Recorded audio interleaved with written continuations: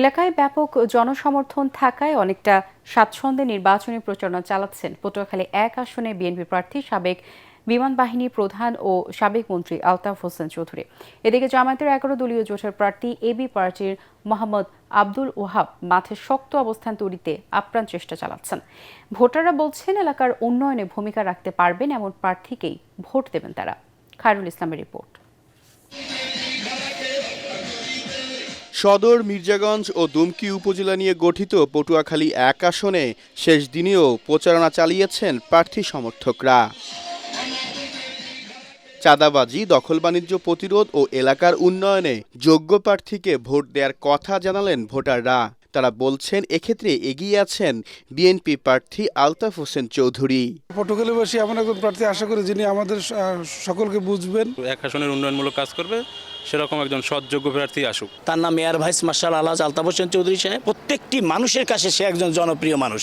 আমার মনে হয় সারা বাংলাদেশে যদি ২-১ জন ক্যান্ডিডেট ভালো থাকে তার মধ্যে সে একজন। আলহাজ আলতাফ হোসেন চৌধুরীর পক্ষে সে আস্থার প্রতিফলন ঘটবে ব্যালটের মাধ্যমে। আলতাফ হোসেন চৌধুরী ১৯৯৬ ও ২০০১ সালে এই আসনে সংসদ সদস্য নির্বাচিত হয়েছেন।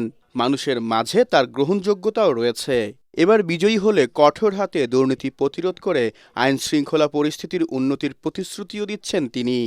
চাঁদাবাজি দখলবাজি যে হয় না আমি বলবো না, যারা করেছে তারা মেইন স্ট্রিমের লোক না, সব দলই তো ভালো মন্দ আছে, সেটা আমি খুব সিরিয়াসলি প্রোটেস্ট করেছি। দলও অনেক অ্যাকশন নিয়েছে, বহিষ্কারও করেছে অনেককে।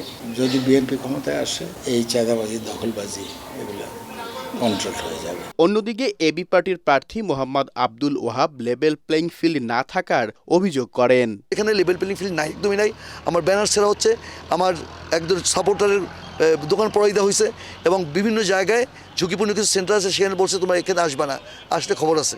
তো আমরা দেখি we are watching and we are reporting two SP সাহেব এবং জেলা পরিষদকে আমরা বলেছি, দেখুন ওরা কী করেন। এছাড়াও ইসলামী আন্দোলন, জাতীয় পার্টি, জাসদ, গণ অধিকার পরিষদের প্রার্থীরাও প্রচারণা চালিয়েছেন এই আসনে।